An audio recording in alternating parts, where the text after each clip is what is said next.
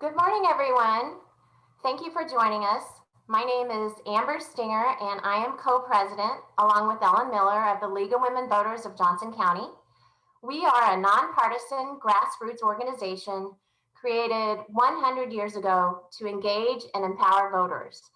Our goal is for every eligible voter to have the desire, opportunity, knowledge, and confidence to make their voices heard at the ballot box. How our state and congressional districts are drawn very much affects whether voters' voices are represented equally. That's why we're so grateful to our esteemed panelists today for taking the time to talk to us about this important topic. Here's our plan for today. In the first hour of the program, we'll focus on redistricting in Kansas. In the second part of the program, we'll discuss the League's effort to ensure fair districting nationwide. You'll have an opportunity to ask questions throughout the program. We'll end with a few organizational announcements and opportunities for you to get involved. To help our event run smoothly, we want to go over a few things. First, this meeting is being recorded and we will post it to our YouTube channel. Second, all of the attendees are muted, so please use the chat box to ask questions. Connie Taylor, our League's redistricting champion, will be monitoring the chat and collecting your questions. Click on the chat icon in your controls at the bottom of the screen to get the chat box to appear. If you're using a tablet or phone, you may have to tap the More button to get that chat box option. Please note that we've set the chat options so that only the panelists will see your questions and comments, and the chat will also be recorded. If you would like to see captions, click on the closed captioning in your controls, and depending on your device, it'll either be written out or it'll show up as a CC icon. Now, I'm delighted to introduce Cathy Matlack, our moderator today. Cathy devotes much of her time to making our democracy stronger and our world a little better. Members will recognize or remember Cathy from when she served as co-vice president of our league in 2019. She is active in many other organizations, including Mainstream Coalition and Crosslines Community Services. So Cathy, thank you. And now I'll turn it over to you. Thank you, Amber. I want to introduce our panelists this morning. First, just again, a review. Here at the League, our members are not only concerned about one person, one vote, but just as importantly, all citizens' votes should carry equal weight. So let me tell you a little bit about our panelists this morning. First, we have Professor Dagney Velazquez, who is a math professor in Kansas City, Kansas Community College. Why, you might ask, would we have a math professor on our redistricting panel? Because in 2017, she attended a gerrymandering conference at Tufts University, where they discussed the math of redistricting and its social and political implications, and she's been interested since then. Last year, also, she served on Kansas City's Complete Count Committee in an effort to promote a complete 2020 census count for our region, which, as you know, is one of the first very important building blocks for fair redistricting. Next, we have former Representative Sheryl Spalding. Sheryl served 6 years as a Republican representative in the Kansas House. She also served 8 years on the Blue Valley School Board and 6 years on the Board of Kansas Association of School Boards. She was a court-appointed special advocate, or a CASA, for 6 years and worked many years part-time in the Education Research Department at KU. Next, we have Representative Brett Parker. Representative Parker is a Democrat serving a 3rd term in the Kansas House and a 3rd term in the Elections Committee. He's been focused on fair elections and voting rights policies since he's begun his term as a representative. Again, a reminder to put your questions in the chat, and we'll be getting to as many of those questions as possible. We'll start with Professor Velazquez.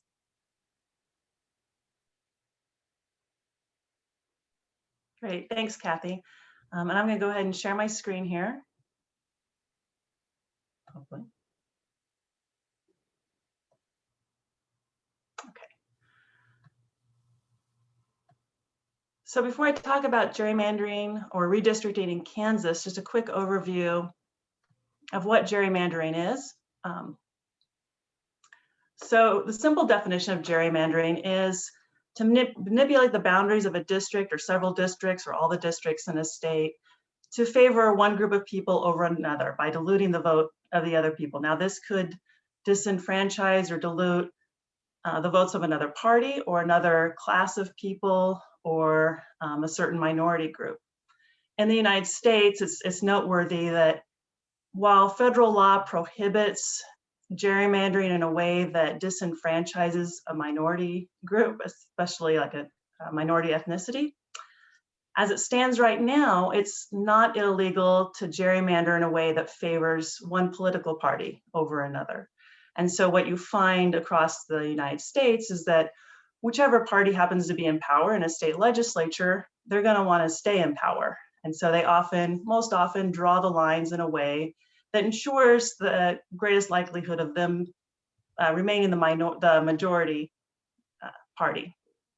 Okay, so how do they do this by drawing lines?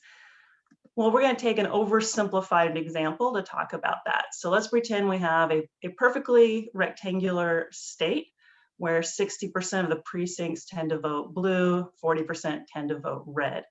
A few different ways that you could draw 5 districts in that state are shown here. So the first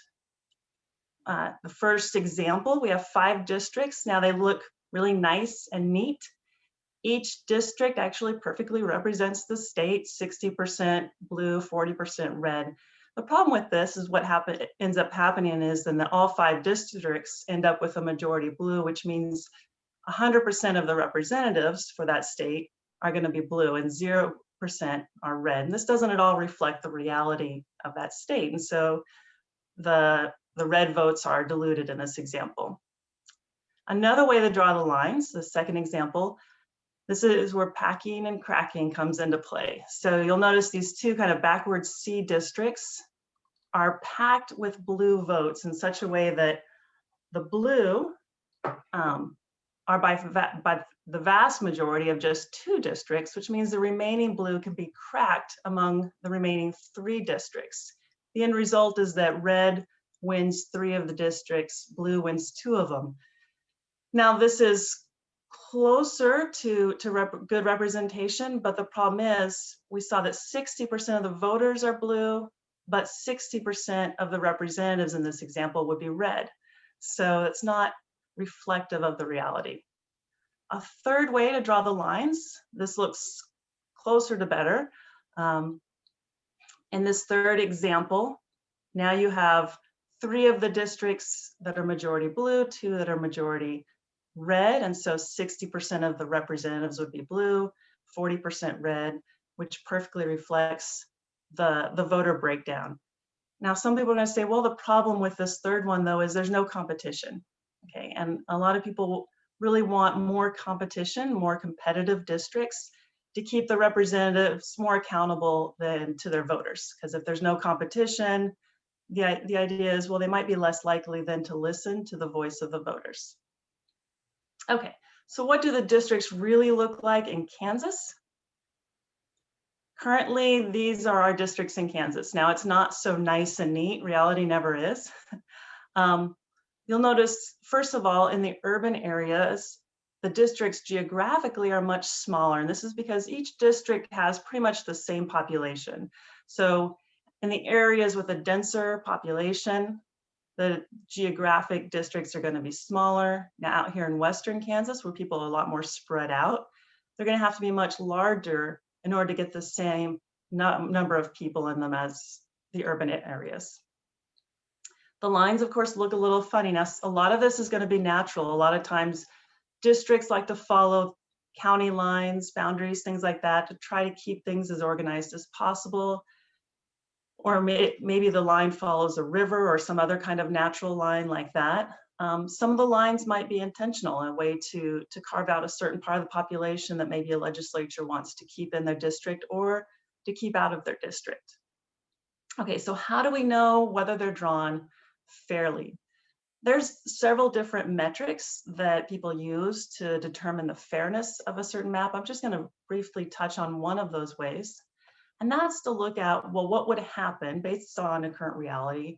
What would the representation look like with a certain percentage of the vote. So one possibility is what's called a perfectly proportional reality, which is, you'll see here, the x-axis is the percent of the vote that a certain party gets versus the y-axis, the percent of the representatives that are that party. So if things are perfectly proportional, if 50% of the people vote for one party, then 50% of the representatives are from that party. If 60% vote for a certain party, then 60% of the representatives are from that party. Another fair but different looking graph would be, again, we have 50% of the vote, 50% of the representatives. But if our districts are more competitive, meaning the races are a lot tighter in a lot of districts, then a small amount of swing in one direction or the other is going to result in a much greater representation for that party. Because if you have a lot of districts that are like at 50% versus 49%, if one party swings just 2 percentage points statewide, that's going to flip a whole lot of districts. So this would still be considered a fair reality, because again, you have the 50% vote means 50% representation, and the two sides of this graph are symmetrical, okay? Meaning it affects both parties equally. If it swings one direction, that party gets a certain percentage of representation. If it swings the other way, the other party experiences the same thing. Okay, so what happens? What's our reality in Kansas? I've taken the data from the last few voting cycles and put that together to see and extrapolated from that data. So this is our situation in Kansas. And the way the district lines are drawn now in Kansas, if 50% of the people, this is for state representatives, if 50% of the people voted Republican, I just happened to choose Republican for percentages, but you could figure out the Democrat from here as well. 50% people voted Republican, about 60% of the state representatives would be Republican. So it doesn't cross that 50-50 point that we would want. If 60% voted Republican, then about 75% of the representatives in the state house would be Republican. If the Republicans started to lose the vote, and let's say they only had 45% people vote Republican, they would still have about 50% of the representatives in the state that would be Republican. And so it doesn't quite pass that metric, that fairness metric. In terms of that, we would want to see a line shifted over to the right a little bit more, so it would cross that 50-50 mark and ensure symmetry on both sides then. Okay, so then what can we do? This is such an important year for the entire country, for all the states, because everybody's going to be drawing their district lines very shortly. The 2020 census data is set to be delivered to the states in July of this year. As soon as it's distributed to the states, they will start drawing their maps that will be the maps they use for the next 10 years. In Kansas, the legislature draws the map. The governor then can choose to veto the map if she chooses, and the Supreme Court of Kansas also has to review this map for fairness. I think that Kansas is uniquely situated in this cycle to ensure a very bipartisan approach to this, because the legislature, the state legislature, is Republican, the governor is Democratic. It means there has to be, I think, some cooperation between the two parties there. And where does the public come in? We also have a very unique opportunity right now, thanks to the work at the Metric Geometry and Gerrymandering group at Tufts University. They've teamed up with some software and mathematical geniuses. It used to be that the tools that legislatures would use to draw maps were available only to them or people with a lot of money, but they have created a tool very similar to what is used by legislatures that organizations have access to. We have access to this. As soon as the census data is downloaded, they're going to have that. A group of people, say within the League of Women Voters, could form a group and draw their own districting map for the state of Kansas that follows all of the guidelines. And the more maps we as a public draw, we can present those to our representatives and really encourage them and show them, hey, look, I think this is a fairer map than the one that we have currently. It's proof that a fair map can be drawn, and really put the pressure on them and on our governor to say, hey, we would like a fair map this time, or this is what we think would be more fair. We can draw as many maps as we want to give them more things to look at and to say, this is what we as your constituents would like to see happen. I would love to see some groups within the League of Women Voters get together and start working on this in July when that data is available to us. So, back to you, Kathy. Thank you, Dagney. Very interesting graphics. And now we'll hear about the experience of former Representative Sheryl Spalding.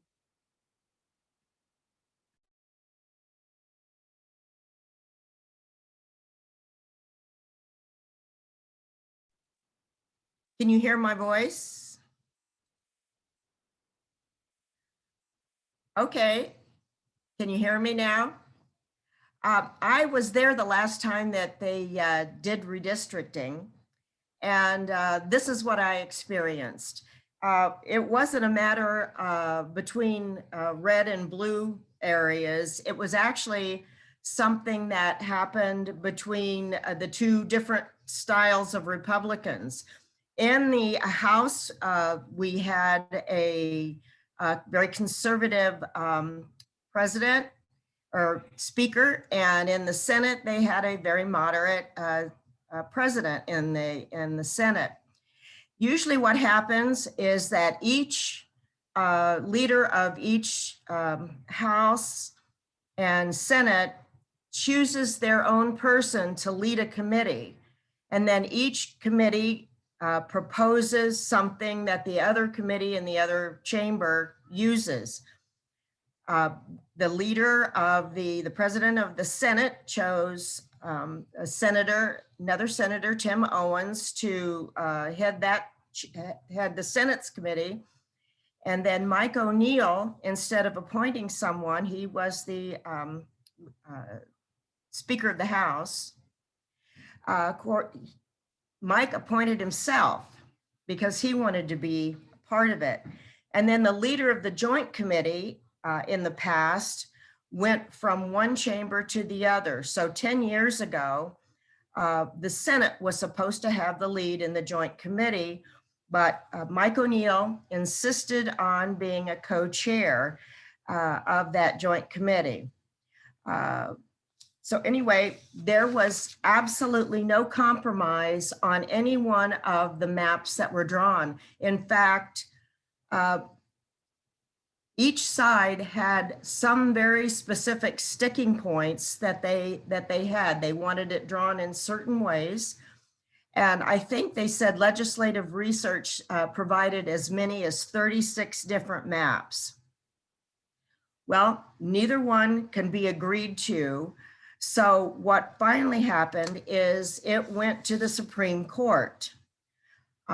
There were 36 different maps and in court, and all 36 maps, each of the 36 maps had a lawyer that represented that map. And they each called witnesses, believe it or not, to talk about the maps they drew and why it was fair. Ultimately, the court was the one ended up, with the help of legislative research, drawing their own map. Now, in my particular instance, where I ended up, my district ended up going much further south and much further west, so that I did not even have all of my own neighborhood in the district that I usually represented. So my district became much more conservative, and I lost the election. But I lost the election, I think, because that was the year many of us, not because of the map particularly, but because many of us were targeted that year by our own party. But a lot of people in Northeast Johnson County, on the other hand, really liked the new district. It solidified their positions. So even among the Republicans, there were different thoughts on the outcome and who benefited and who didn't. So anyway, a lot of my takeaway from that was that, you know, along with many others, the state flipped the Senate from being moderate to very conservative. And it was the way that it was distributed, but it was distributed that way, and it happened to go that way by what I consider probably a fairly divided court. And that's my story. Thank you, Sheryl. Great to have an example of how that happened and how that worked. Next, we'll have Representative Brett Parker. Thanks, Kathy. Excited to join you all to talk about this process a little bit. So unlike Sheryl, I was not in the legislature the last time redistricting occurred, but have done a lot of research as a member of the elections committee in preparation for what's coming up. So let me start with just a quick overview of what this looks like in the Kansas legislature. Redistricting somewhat resembles the passing of any other law. We have to pass House maps, we have to pass Senate maps, we pass congressional maps. Those are bills that have to go through committees, get passed by each chamber. They can be vetoed by the governor. The legislature can override a veto with a 2/3 majority. And in the case of the state maps, so for the state House and state Senate, the Kansas Supreme Court has to give final approval. A couple of the political realities to be mindful of in this time around with the legislature and the state of things in Kansas. We do have a Democratic governor and Republican majorities. So hopefully that provides some checks and balances. One thing to know though is there are Republican supermajorities in each of the chambers. So if there is a purely party line vote on these maps, there is the power of the majority party to pass them without the support of the governor or any members of the minority party. Ultimately, what the Supreme Court weighing in, I should say the Kansas Supreme Court weighing in for approval looks like is a bit of a mystery.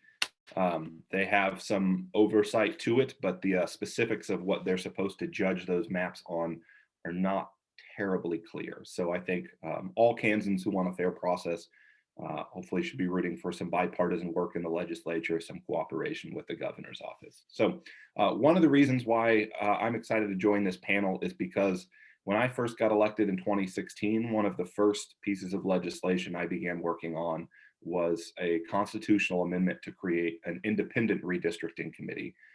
In other words, that would create a process for drawing maps that would take most of the nitty-gritty work out of the legislature because most representatives or senators serving can tell you the precincts within their districts that like them the best and the ones that dislike them the most, and could probably point to ways of redrawing their own districts that would help them or hurt them in their next reelection. And honestly, we should not have that power. That is to me a conflict of interest. I would much rather the work be done by professionals who can take public input and not have it affect their own political future in the process. So many states have independent redistricting processes. In fact, more and more are adopting them. The one that I proposed was one of the simpler ones. It would involve the Republican leader in the House and Senate each getting to select a board member, and same with the Democratic leaders.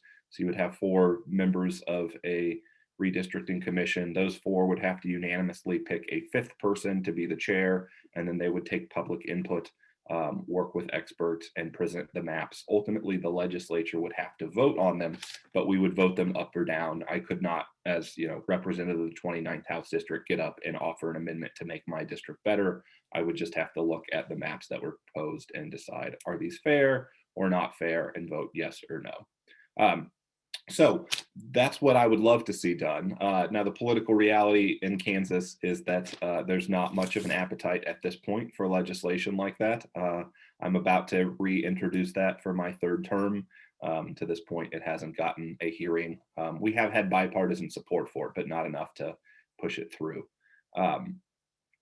So that's kind of where things stand in Kansas. I think a few things to be aware of is that, the reason we do redistricting is because populations change over 10 years. Even if redistricting was done completely fairly, if we were hitting that midpoint on the graph that Dagney showed us every time, you would still want an update every 10 years because you have folks moving from one place to another. And after about 10 years, those boundaries can become out of date.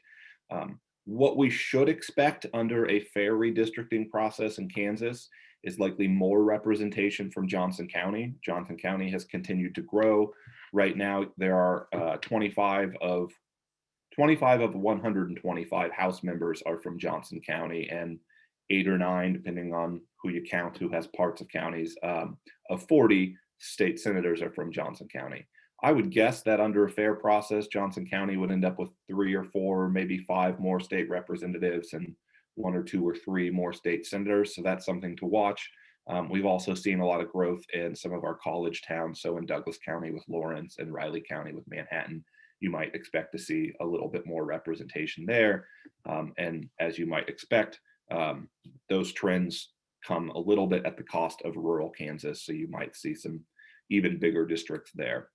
So that's kind of what we're looking at. The important thing I think that was referenced before is to have the public as engaged as possible. What we've seen in both red states and blue states, when there is a strong majority with one party, especially if there are super majorities, is that what is proposed is not always what's fair. And there are some possibilities of checks and balances on that. Hopefully, the governor can veto incredibly gerrymandered maps and we can find a bipartisan coalition to sustain vetoes. But a lot of that check that will come on that comes from you all. It comes from the media. It comes from people actually engaging in this process. It is easy for this legislative process to kind of escape public notice. It's not as exciting as individual policies that get us all fired up being debated in the legislature, but it has a 10-year impact and really can have beyond a 10-year impact when you think about it, because if one side draws an advantage now, they are likely still going to have an advantage 10 years from now when we have the 2030 elections and choose who draws the next maps. So a badly gerrymandered map could actually carry on for multiple decades of affecting on policy. So I would encourage all of you to stay engaged with the league, stay engaged with other partners. The Brennan Center is a great resource that will look into fair redistricting, and I think partners with the League of Women Voters. But make your voices heard. If you see things that are happening that are not fair, talk about it with your neighbors, post about it on social media, write an op-ed to local newspapers. The public should have a big voice in this, and frankly, we as legislators and elected officials should be accountable to you. So I'm so grateful for you all for being a part of this morning, learning a little bit more about this important process, and grateful for the chance to join you. And with that, I'll pass it back to Cathy. Thank you, Brett. Brett, Professor Velazquez and Sheryl, if you could all put your videos on now for the question and answer period. And if you have a quiet background, you can just leave yourself unmuted. We have a number of good questions so far, so let's get started with those.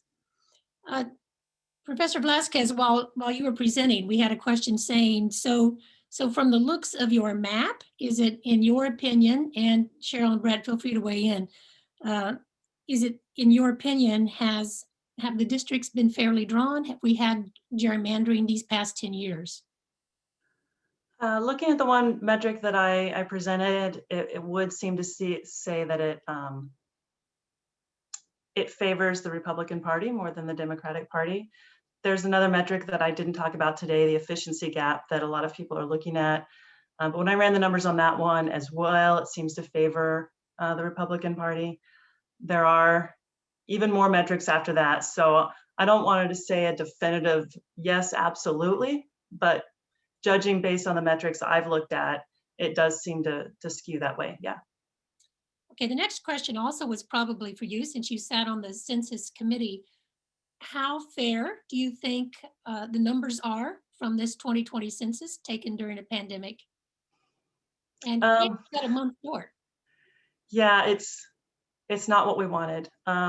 We looked at the percent of the population that we believe responded to the census, and we were hoping for a higher percentage there. Unfortunately, the pandemic really took a toll, and the shifting deadlines were hard to keep up with. At one point, it was extended, and then it was not extended as much, and then it was extended a little bit more. And a lot of the things that we planned to do were, our plans were scuttled. So unfortunately, we didn't have as high of a turnout for the census as we wanted, and unfortunately, the hard to count populations, which tend to be minority populations or those in poorer areas that maybe didn't have access to internet, were the places with the lowest turnout. So those who are underrepresented are going to unfortunately continue to be underrepresented for the next 10 years. Okay, thank you. Let me see. Representative Parker, will the committees hold public hearings this summer to gather information and from individuals and communities prior to the start of the map drawing? Or That is my expectation. So there has been a House committee appointed. I haven't seen a committee appointed on the Senate side yet, so we'll have to watch and see there. Now, because of some of the delays in census data, the House committee hasn't begun meeting yet. And I was just hearing from our ranking Democrat, Representative Burrows, who's on that committee. His expectation is a lot of their work may take place after the regular legislative session. Couple things to keep in mind if you want to follow that is one small silver lining of legislating during COVID times is that there has been an upgrade in technology for transparency's sake. So it's a lot easier now to listen along to those committee hearings, or there's a Kansas legislature YouTube feed. And if you go onto that on the day the committee meets, you can watch a video so long as everything is working as it's supposed to. So there will be the chance for that. If folks are interested in providing testimony, so if, for example, Dagney or someone who has a background in this wanted to, be able to present to the committee, would definitely encourage them to reach out to the committee. And if all else fails, if you don't have another point of contact, feel free to shoot me an email or call me, and I would be happy to connect folks with who they need to get in contact with, or even frankly, just share the YouTube link or whatever you need to be able to follow along. okay, thank you. So just to clarify, someone was asking, so the number of senators and legislatures never changes, right? Technically, we could change it, but I would have no expectation that it would change. I think it's been that way for forever, Sheryl, maybe. A long time, yeah. I think they've talked about changing the number of House members and senators because of the massive shift in population and the aging of Western Kansas. But of course, that would mean giving up some control in Western Kansas, and that they're not going to voluntarily do that, no.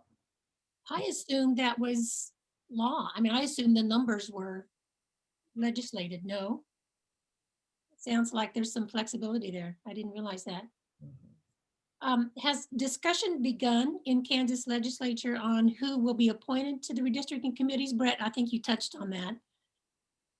Yeah, so we'll have to wait and see on the Senate side. On the House side, the Republican chair who has been appointed is Chris Croft, who is actually, I think, Sheryl, your representative now. The ranking Democrat on the committee is Tom Burrows from Wyandotte County. I think it's about a 17-member committee, so I won't try and ramble off everyone, but it appears on the Kansas legislative website along with all the other committees that you'd want to look at. So if you go on there, you can look at all the members. You can pull up their contact information if you want to reach out to them and advocate for a fair process. Here's an interesting question. What can be done about our elections to make the map drawing process less critical in the first place? I have an answer for that. Frankly, we need to get away from the two-party system. The United States is fairly unique in that we have basically two parties. It has to do with the way that we count our votes. It's an all or nothing kind of system in almost all of the United States. And that lends itself then to unfair districting maps. If we had more than two viable parties, there would have to be a lot more cooperation between parties to form a coalition, to form a majority. And we wouldn't see this kind of wrangling for districts. But that would mean a completely different voting system. You may have heard of ranked choice voting. That's one of the options, but there's a plethora of voting systems and counting systems that I think would lend itself to taking some of that power out of the gerrymandering and the district drawing. Interesting.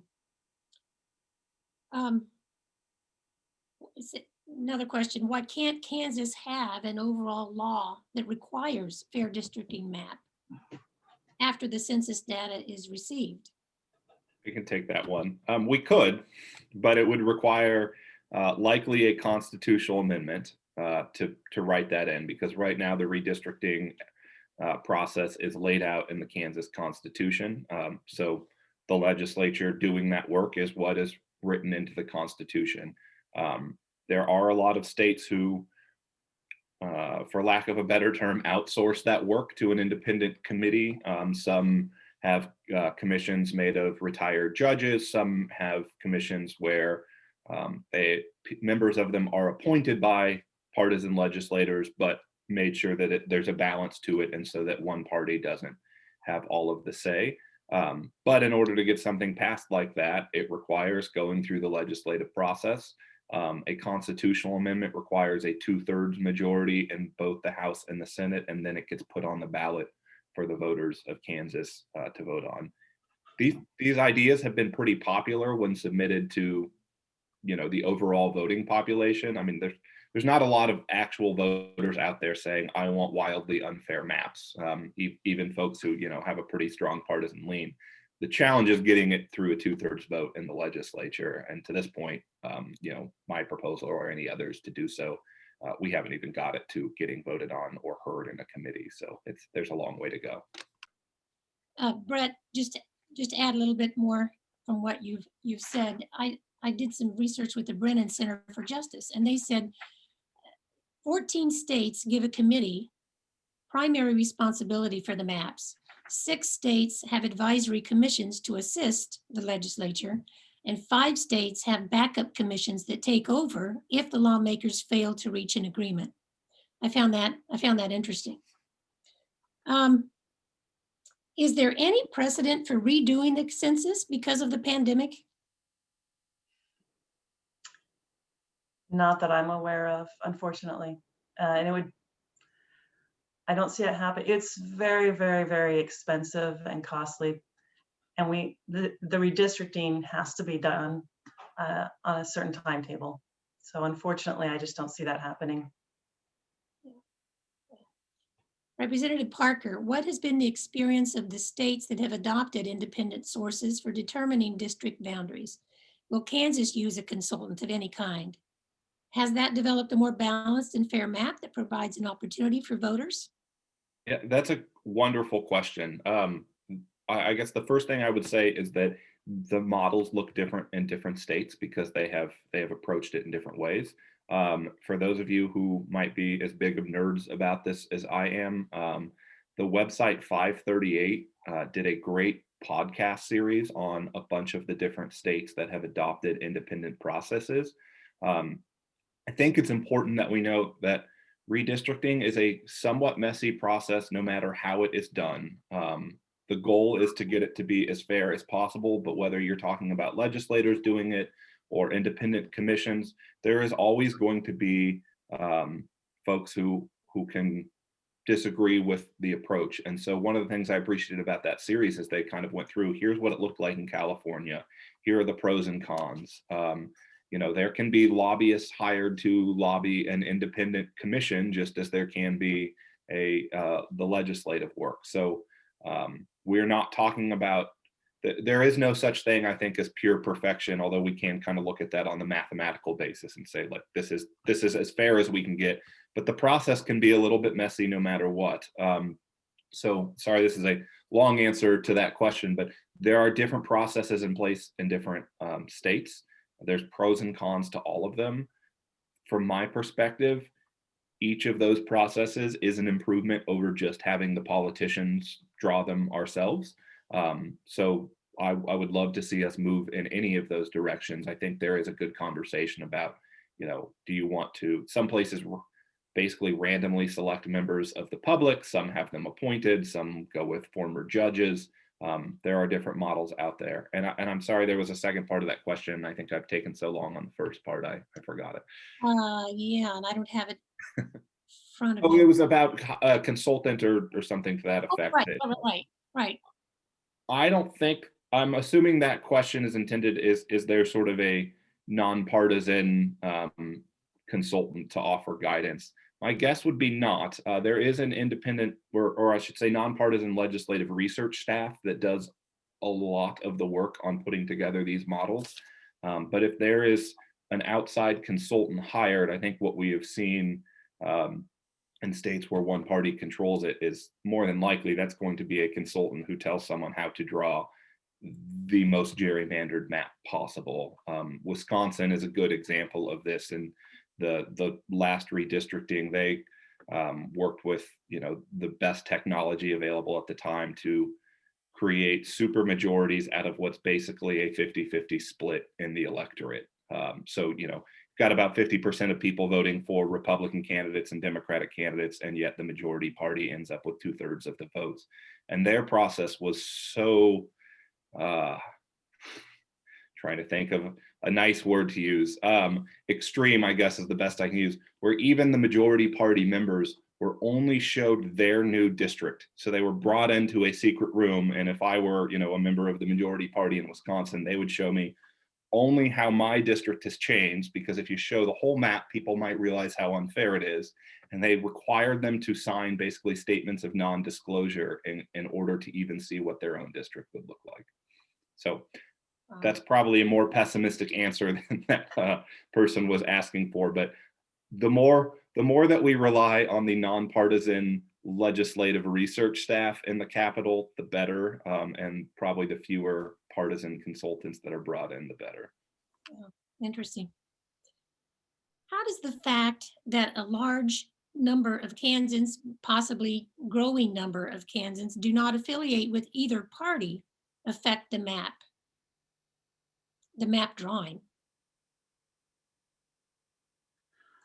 Dagney, do you want to? I was going to say I'm happy to try on so that. I wasn't looking at party affiliation by how the registered voters are registered. I was looking at how precincts voted when I drew my graphs. So and that's what traditionally that's what we go by, right? Is right. And I would just add on there, while we look at percentages of people registered with each party, the vast majority of unaffiliated voters have a pretty strong partisan lean one way or another. So it's not that everyone who is registered unaffiliated is, somewhere dead center on whatever way you want to draw a spectrum. There's just a lot of people who don't like party organizations, but who have if you line them up on policies, they're going to vote like a Republican or they're going to vote like a Democrat more often than not. So I think the way that Dagney is referencing that, just looking at voting behavior is a much better indication. Mm-hmm. On a national level, gerrymandering is felt to have significant racial overtones. Can you comment on how much of a role race plays in the Kansas redistricting process?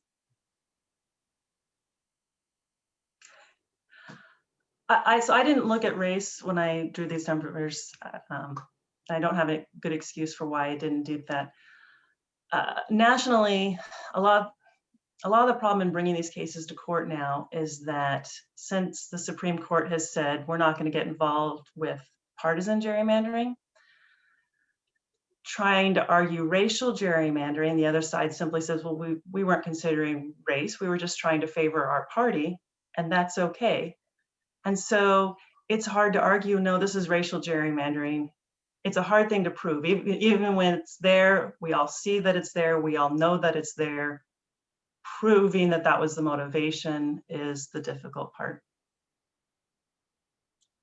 Another question for you, Professor Velazquez. Is the partisan bias in current legislative districts an artifact of the interaction of one, oops, I just lost it, high numbers of voters of one party, and two, the geographic concentration of voters of the minority party rather than being distributed across the state? So when you look at Kansas as a whole, when I looked at how people voted over the last elections, only about 57% tend to vote Republican, which was surprising to me to find out that it's not as high as we think it might be. As far as the concentration, certainly there are those who would argue that, well, more progressive people tend to pack themselves into the urban areas, which makes a fair redistricting difficult. And there is something to that. However, there are also states that, and that's kind of a nationwide thing, is that the urban areas tend to have more progressive people, the rural areas more conservative. And yet there are states where the Democrats have managed to gerrymander in their favor. And so I think the fact that either side can and has gerrymandered is proof that, no, we can still draw fair district maps even with that kind of a divide. A couple questions again about the independent council. One person was wondering, Sheryl, do you feel like if there had been an independent council, as we've talked about, as has been described, would that have made a difference in your district? I really don't think so. I think that when it was sent to the Supreme Court, now I don't know which map they ended up using or how they decided, but I know they used legislative research, and then they came up with, after seeing all the maps on both sides, they came up with one map that they thought looked as fair as it could be. The fact that so many of us, as I said before, so many of us did not get elected had to do, I think, more with our own Republican Party targeting many of the Republicans. So it looked like perhaps, and people probably thought, oh, there was something untoward going on in that last redistribution.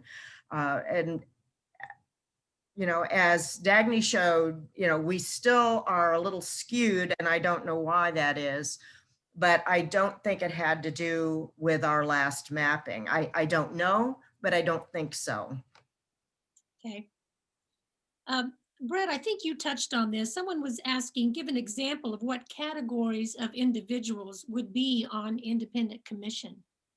Yeah, so again, this depends on which states you look at. I'll speak a little bit to the proposal that I had, which is based mostly on what Iowa has done. And in part, I picked it because it's one of the simpler ones. And as we're beginning this conversation in Kansas, that seemed the best vehicle to begin it. So in that case, you have a Republican leader in the Senate, you have a Democratic leader in the Senate, same in the House. Each of them would be able to choose an appointee to a commission. They could not be an elected official. And I'm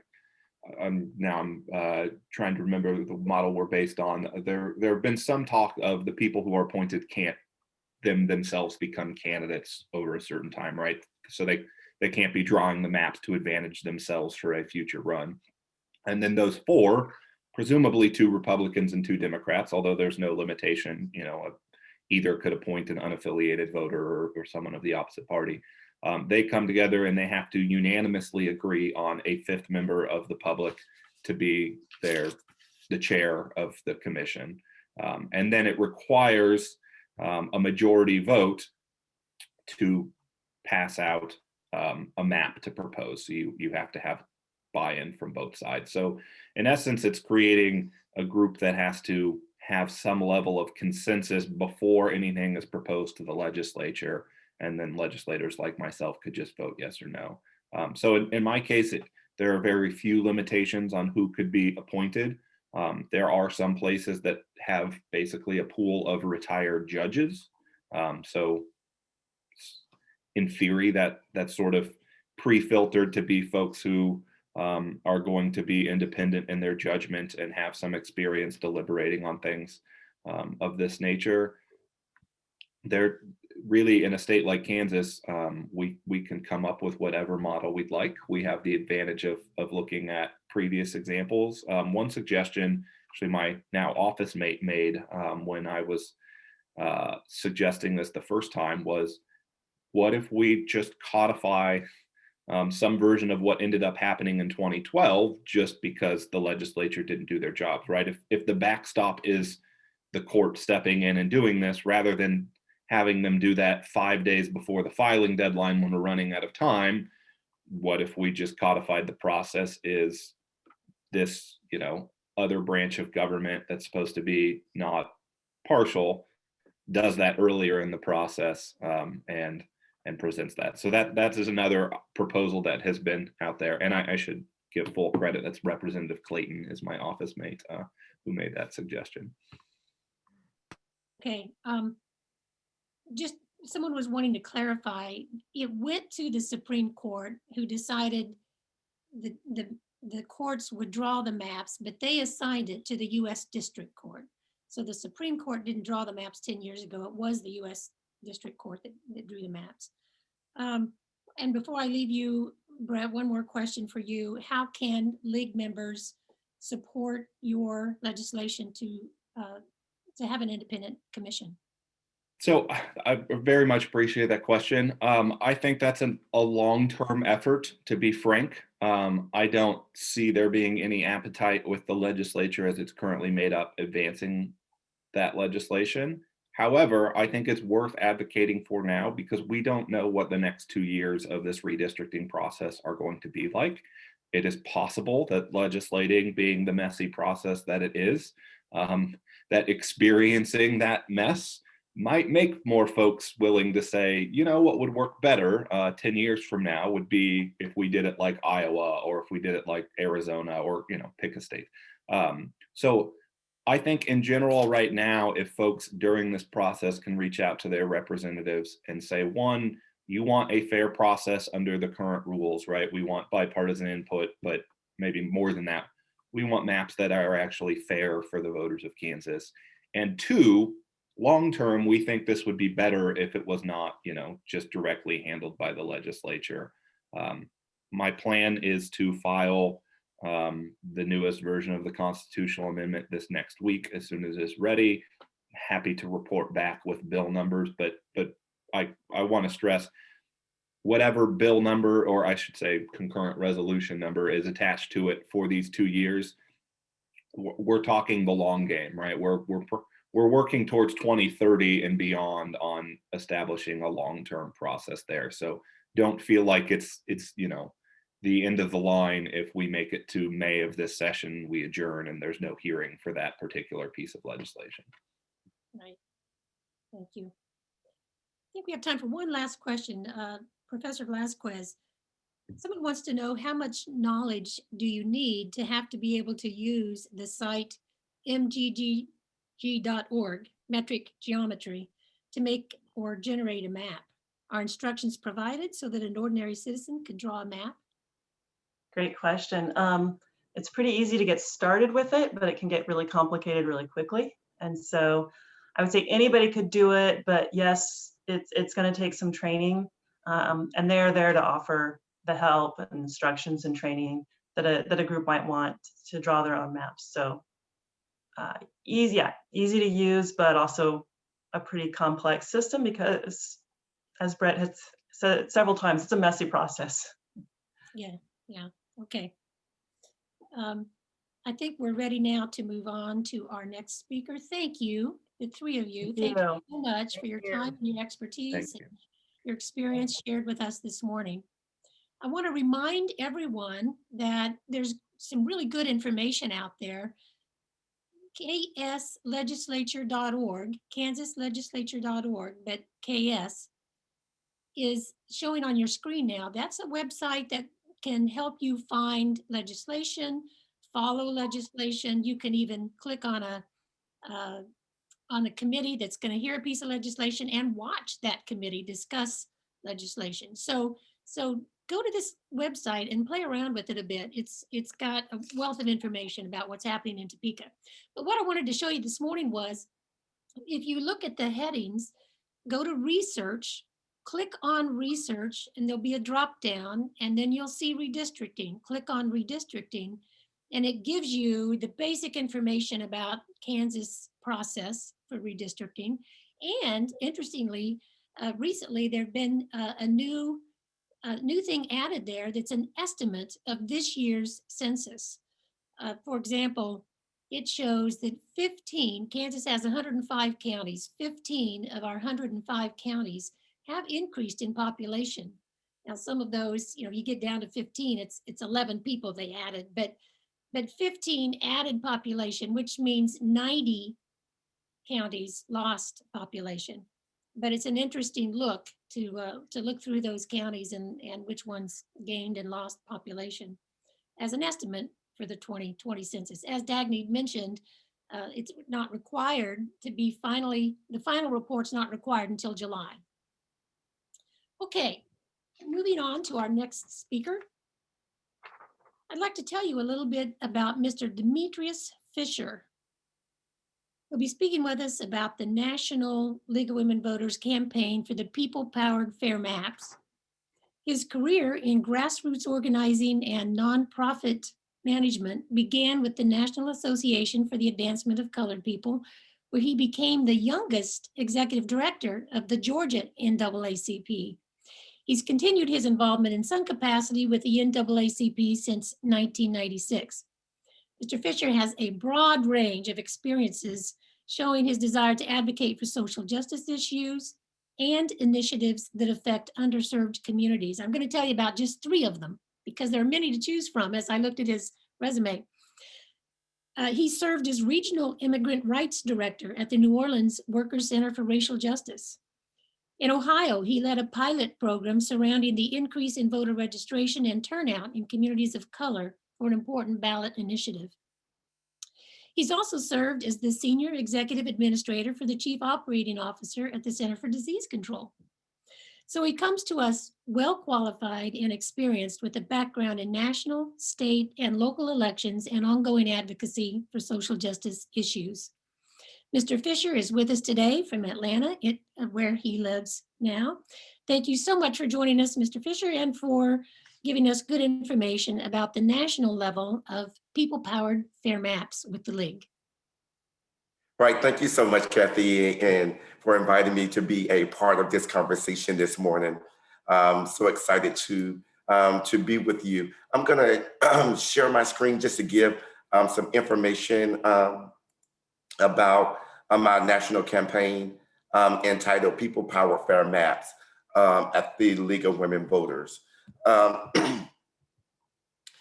So just to give some background information about our PPFM project, as you know, nearly over a year and a half ago, in September, we launched what we call People Power Fair Maps in response to the disappointing Supreme Court decision in Common Cause versus DeRusso.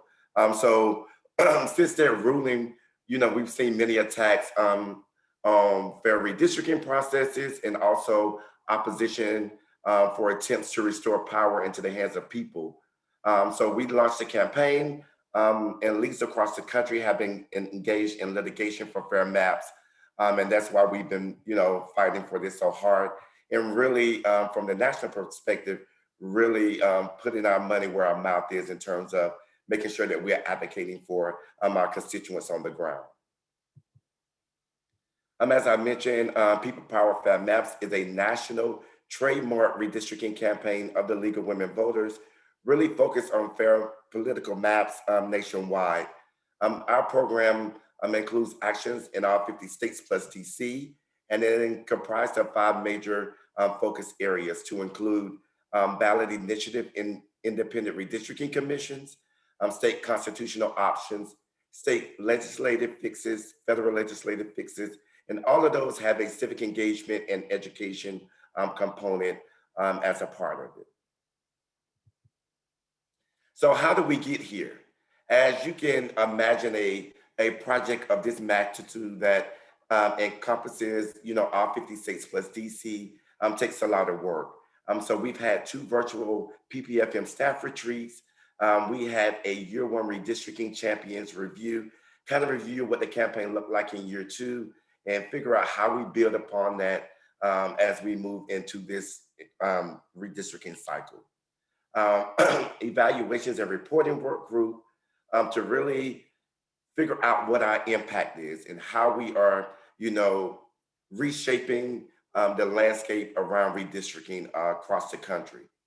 We incorporated what we call Basecamp, which is our project management tool that houses all of our redistricting materials and resources that are available to all of our redistricting champions to be able to share that information out throughout their respective states. And then we also have what we call our reports. So we ask our states to provide monthly reporting and also compile that into what we call our year-end report that helps us understand what work has been done across the country and how we at LWVUS can continue to support that work. We have what we call our PPFM working group. So what we did was we took all of the final reports that we received from states and really took a deep dive into what state actually needed in their state to really move the conversation along around redistricting. Because we know that redistricting is not a hot topic that everybody talks about daily. So how do we take this information and make it resonate with just the average everyday citizen to really engage into the redistricting work? So we broke that up into 3 subcategories. Communications, because we want to figure out creative ways in terms of how we share this information out and how it is being received in local communities. We want to be able to provide a training component and training aspect so that folks understand the redistricting process as a whole and what that looks like. But we also want to, to include an evaluations and reporting component. How are we tracking our impact? What can we do better to make sure that we really are sharing this information out with our constituents and making sure that they understand this information as well.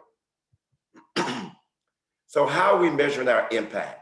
So we really want to kind of measure how strong our impact is on individuals or just the redistricting process itself. But we also want to, evaluate and measure our impact as it relates to our ability to influence and transform and shape what redistricting looks like across the country. So how we measure our impact, we measure it in several different ways. We measure that through communication, legislative advocacy, our litigation component, and also how do we organize our troops on the ground around redistricting. With any type of campaign, we always want to have an evaluation piece to it. So evaluation really plays a key role in people-powered fair maps. This is the first project in the history of LWVUS where we have a defined evaluation plan where we are tracking our progress on a monthly basis. So this is not something that is traditional for the league. This is something that is totally new. And I know that some of our league leaders that are on the call today can probably attest to that. So why are we doing this? We really want to transform LWVUS into a data-driven organization where we are getting the right data at the right time and being able to use that to tell our story.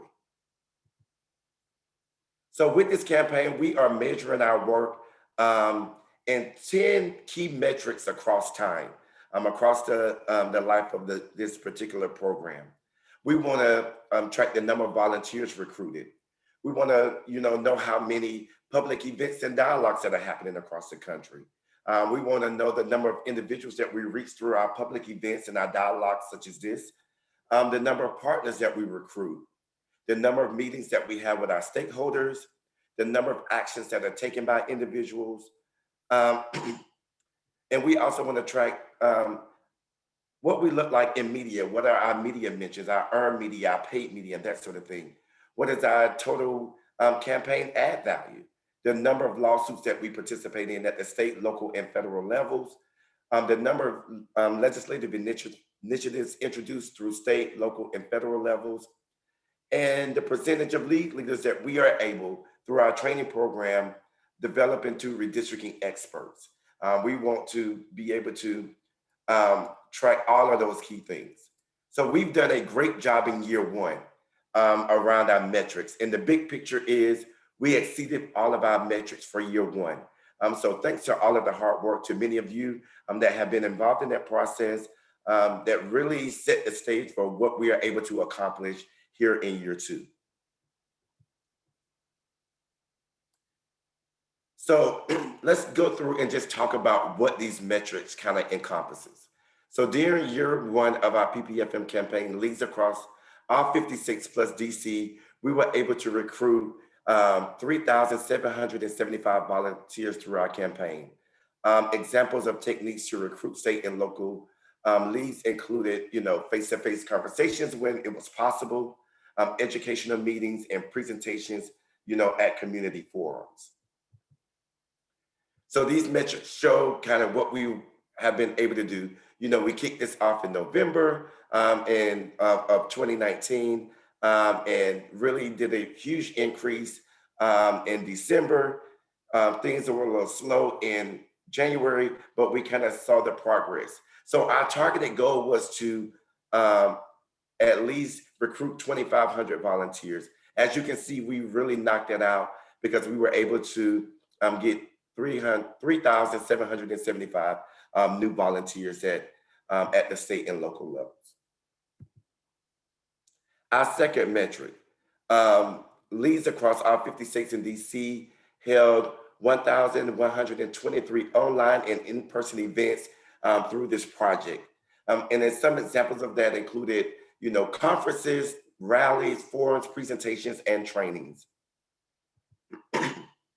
As you can see, we had, steady pace as we kicked off in November. We really had an increase in February of 2020. And let's talk about where that increase came from.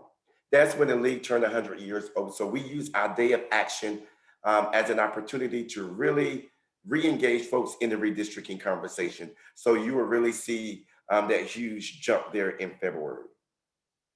So our total goal for year one was just to only have 1,000 events. So we really exceeded that by 123 additional activities and events.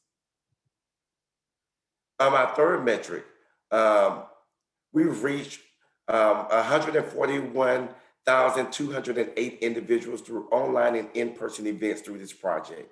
And we were able to do that, like I said, through marches, press releases, conferences, having tables at various events, and also letters to the editor. And as you can see, as we've been tracking this on a monthly basis, you can see we really knocked it out of the water in February, and that is partly because of our day of action around LWVUS's 100th anniversary. So our goal was to only have 70,000, and we were able to get 141,208 events. So we are excited that we really knocked that out of the park. We know that we can't do this work alone, so we really rely on our partners to be able to do this work. So we were able to attract 635 partners across the country through this campaign. And some of our partners included MALDEV, NALEO, Common Cause, NAACP, ACLU, the Lawyers Committee for Civil Rights Under Law, and the National Conference of State Legislators. So those are some of our key partners that continue to partner with us in this work, because we know that redistricting, there's not a one-size-fit-all kind of recipe for this work, because we realize that states are in very different places as it relates to redistricting. This map shows, how we've been tracking it on a monthly basis. Our goal was to only recruit 60 partners in year one. And as you can see, we recruited 635 new partners to this work. We also were encouraging our state and local leads to have meetings with stakeholders. So we were able to have 1,537 meetings with stakeholders to include legislators, communities leaders, educators, and other elected officials. And our target goal was to be able to just to do that, have 600 of those meetings with stakeholders. As I mentioned, we were able to do 1,537. So we also track media mentions. So we were very, kind of been really consistent with our media mentions. That comes through a lot of our up-eds, letters to the editors, and just key things that leagues are doing across the country that kind of pulled in the eye of the media and drew their attention. Our total campaign ad value, as you can see, we really generated a lot of campaign ad value both in December and also in February. And that is partly because of our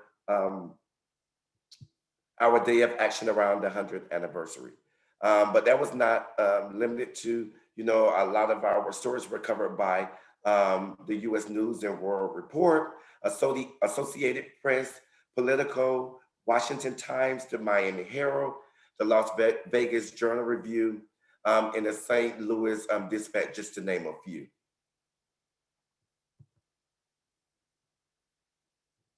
We also were encouraging our state and local leagues to have legislative initiatives. So during the first year of the campaign, we had 13 initiatives at the state, local, and federal levels. More than, we were able to attract and reach 100% of our targeted metrics for last year. So we are really excited about that. As you can see, it really jumped at February and March because we used our day of action to really push out redistricting, shape it in a way that it resonated with the everyday citizen.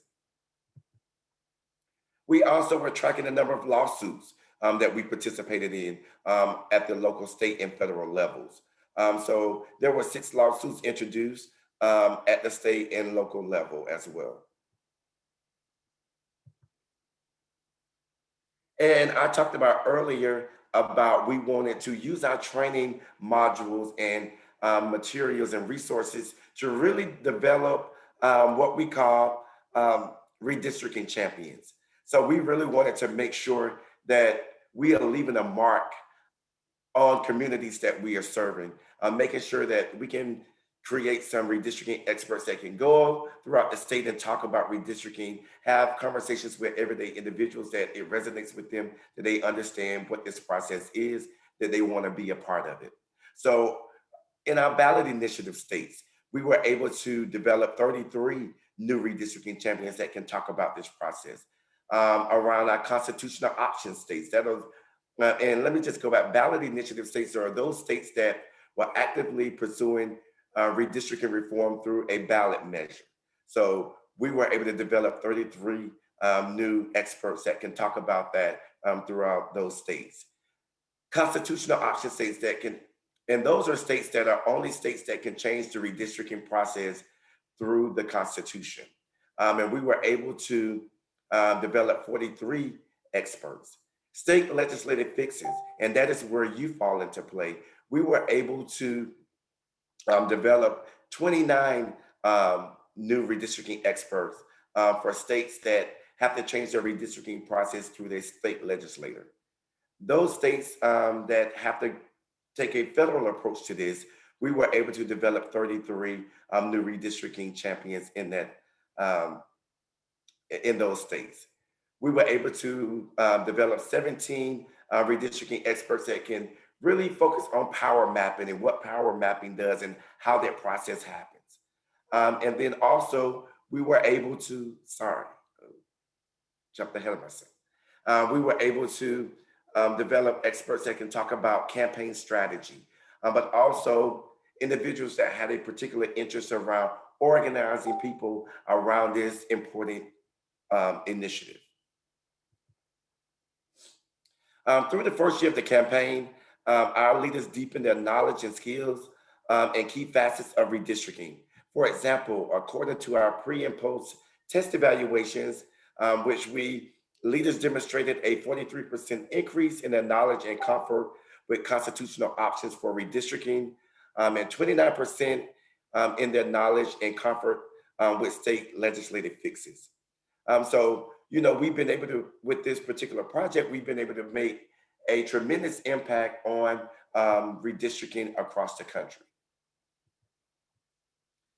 So I mentioned earlier, and as you saw those metrics, we talked about and mentioned that evaluation really plays a key role in what we do, because we really want to measure the impact of our work, and making sure that we are setting all of ourselves up for success, that we can get those fair maps that we are also graciously working to achieve. So we did a look back in terms of what we were able to accomplish in year one, and we reviewed that qualitative data from our grantees, which are our state leads, and implemented changes to refine our metrics and improve our reporting process. So just some key takeaways from year one. So the league led or was involved in ballot initiative have made LWV a thought leader and focus in redistricting. League have attracted more than 1 million eyes around this People Power Fair Maps redistricting project. Leagues have shown nimbleness by shifting from in-person signature gathering to digital collection due to the pandemic and just COVID-19, and just having to really shift all of our efforts to a online virtual space. We are winning more than we're losing. A lot of times it may seem that, we are really not moving the needle as much, but to be honest, we really are. So we're really excited that this year, through People Power Fair Maps, we were able to offer pass-through grants to all 50 states plus the District of Columbia to support redistricting work. Because we know that as we anticipate the drop of census data, we want to make sure that all of our leads are trained up and geared up. So when this information drops, we'll be ready to jump on board. So we have broken all of our states down into 3 different tiers. We have 17 tier 1 states, 28 tier 2 states, and 6 tier 3 states. So our goals and our targets for this year include we want to really expand our reach around redistricting. So our goal was to engage 100,000 individuals. As you can see, we've already knocked that out, and we are only 4 or 5 months into this year's campaign. So we have already attracted 962,000 volunteer individuals, which that includes attendees, participants, and online engagers throughout all of our programs. As I mentioned, we've had to shift our whole operation from in-person to a virtual space.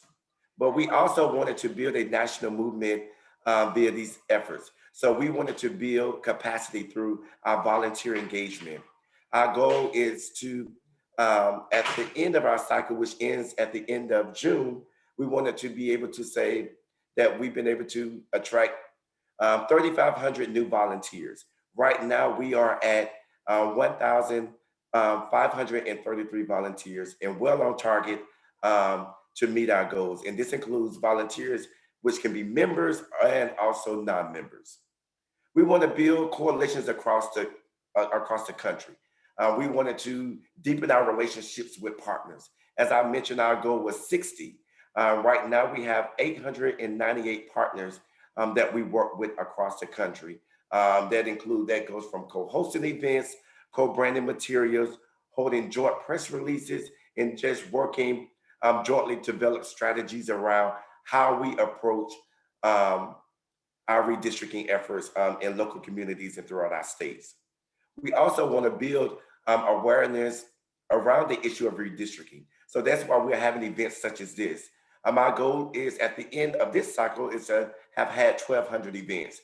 Right now, we have had 438 league and league co-sponsored events that have been, where possible, in person, but mostly virtual to include public forums, panel discussions, town hall meetings, rallies, press conferences, and tabling at events where possible. But we also want to, excuse me, we also want to influence policy. So we encouraging our leads to meet with stakeholders, meet with legislative community leaders to talk about how we approach this work, build coalitions with our faith community and that sort of thing. So our goal was to have 500 of those events. We have already knocked that out of the park because we've had thus far 1,536 stakeholder meetings thus far.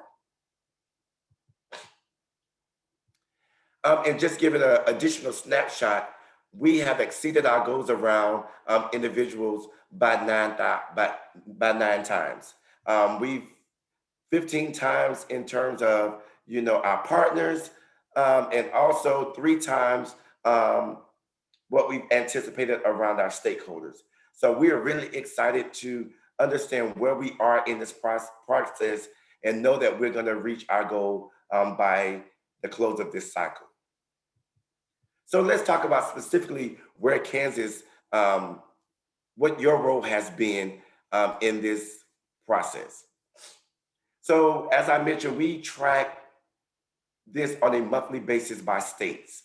So the goal that we've set for Kansas, the entire state, is to have engaged 2,000 individuals. Right now that they've reported thus far, having engaged 46. And we know that that number is going to jump up. Why? Because we have an event such as this that have already attracted more than 200 attendees. We wanted to also talk about how many individuals that we've been able to recruit, volunteers. So the goal was to have 65. Right now we're at 10. We're hoping that many of you on this call will come in and really engage around volunteerism. We've really engaged a lot of folks, so we want to make sure that we're definitely on track. And as you see, we wanted Kansas to attract 4 new partners. You've already done that because you've attracted 10 thus far. We want Kansas to be able to hold 25 events throughout the state. Right now, it's been reported that there's been 2 events that have taken place as of January. We know that that's going to increase. Why? Because we have the event that is taking place currently. Meetings with stakeholders. We wanted Kansas to have at least 10 meetings with stakeholders across the state. And right now you've already exceeded that goal because you've had 11 that has been reported thus far. So that is a snapshot. I know that was a lot of information about our national campaign.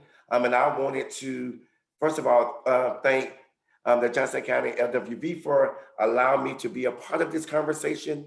I've listed my contact information here because I know that folks may have specific questions about the campaign, specific questions about what we are doing at the national level to really expand our work around redistricting. So I will turn it back over to Moderator to kind of facilitate any questions that folks may have. We have very limited time for questions. Just a couple quick questions that I think is interesting for Kansas. Have you been able to measure the engagement with people-powered fair maps with rural versus urban areas?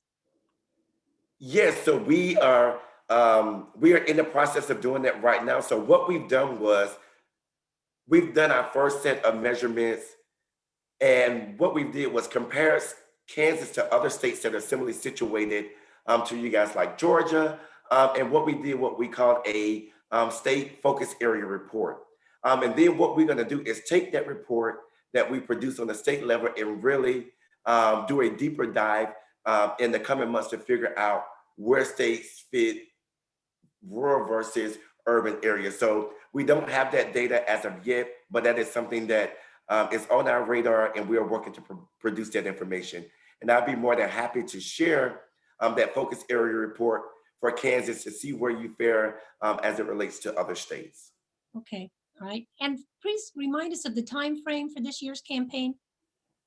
The campaign runs from from July 1st to June 30th, because that is the fiscal year for LWVUS. Okay. So the campaign runs from July 1st to June 30th. And do you want to just briefly talk about the National Day of Action, April 29th? Yes, so our National Day of Action, we really is really focused on our efforts around getting folks really involved in the redistricting process. We chose April 29th because of the anticipated drop of census data. And we know that that information is not going to be available until sometime around June or July. So we really want to jumpstart, really start engaging folks right now. So we encourage folks to sign up for our Day of Action. We have our sign up registration that's already up and running, and I'll drop that in the chat for folks that may be interested.